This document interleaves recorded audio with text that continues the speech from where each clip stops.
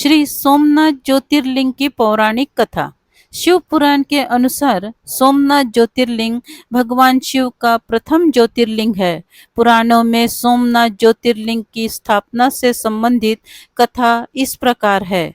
जब प्रजापति दक्ष ने अपनी सभी 27 पुत्रियों का विवाह चंद्रमा के साथ कर दिया तो वे बहुत प्रसन्न हुए। पत्नी के रूप में दक्ष कन्याओं को प्राप्त कर चंद्रमा बहुत शोभित हुए और दक्ष कन्याएं भी अपने स्वामी के रूप में चंद्रमा को प्राप्त कर बहुत प्रसन्न थी।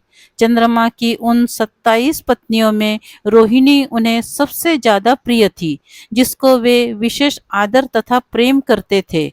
उनका इतना प्रेम अन्य पत्नियों से नहीं था।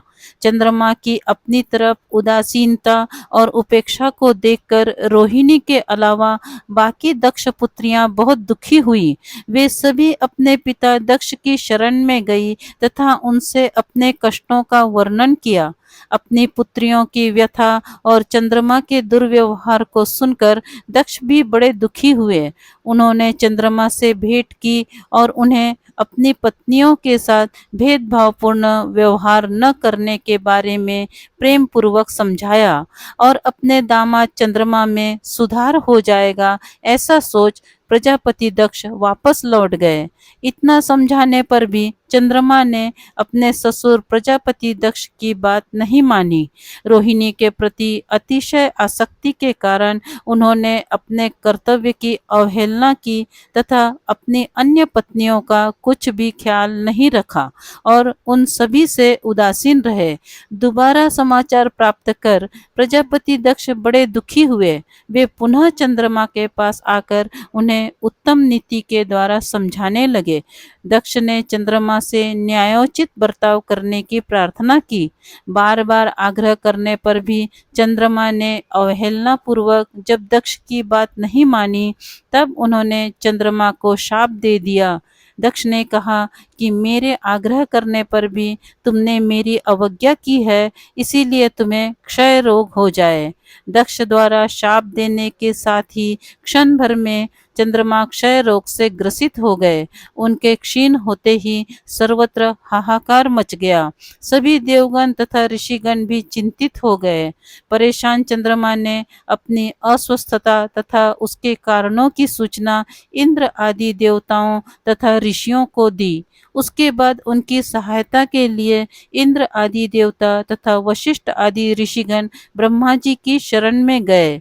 ब्रह्मा जी ने उनसे कहा कि जो घटना हो गई है उसे तो भुगतना ही है, क्योंकि दक्ष के निश्चय को पलटा नहीं जा सकता। उसके बाद ब्रह्मा जी ने उन देवताओं को एक उत्तम उपाय बताया। ब्रह्मा जी ने कहा कि चंद्रमा देवताओं के साथ शुभ क्षेत्र प्रभास में चले जाएं। वहां पर विधि पूर्वक मृत्युंजय मंत्र का अनुष्ठान करते हुए श्रद्धा पूर्वक भगवान शिव की आराधना करें। अपने सामने शिवलिंग की स्थापना करके प्रतिदिन कठिन तपस्या करें। इनकी आराधना और तपस्या से जब भगवान भोलेनाथ प्रसन्न हो जाएंगे तो वे इन्हें क्षय रोग से मुक्त कर देंगे। पितामह ब्रह्मा जी की आज्ञा को स्वीकार कर देवताओं और ऋषियों के संरक्षण में चंद्रमा देवमंडल सहित प्रभास क्षेत्र में पहुंच गए।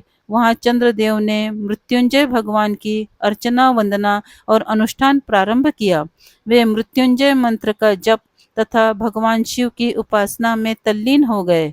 ब्रह्मा की ही आज्ञा के अनुसार चंद्रमा ने 6 महीने तक निरंतर तपस्या की और वृषभ ध्वज का पूजन किया।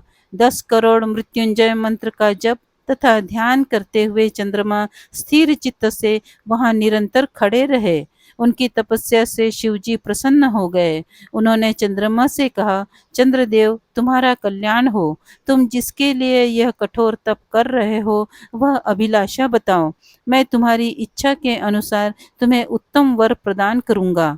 चंद्रमा ने प्रार्थना करते हुए विनय पूर्वक कहा, देवेश्वर आप मेरे सब अपराधों को क्षमा करें और मुझे शाप मुक्त कर मेरे शरीर के इस क्षय रोग को दूर कर दे। इस शाप को पूरी तरह से समाप्त करना भगवान शिव के लिए भी संभव नहीं था, अतः मध्य का मार्ग निकाला गया। चंद्रदेव तुम्हारी कला प्रतिदिन एक पक्ष में क्षीण हुआ करेगी, जबकि दूसरे पक्ष में प्रतिदिन वह निरंतर बढ़ती रहेगी। इस प्रकार तुम स्वस्थ और लोक सम्मान के योग्य हो जाओगे।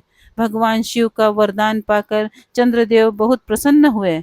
उन्होंने भक्ति भाव पूर्वक शिव जी की स्तुति की। ऐसी स्थिति में निराकार शिव उनकी दृढ़ भक्ति को देखकर साकार लिंग रूप में प्रकट हुए और संसार में सोमनाथ ज्योतिर्लिंग के नाम से प्रसिद्ध हुए।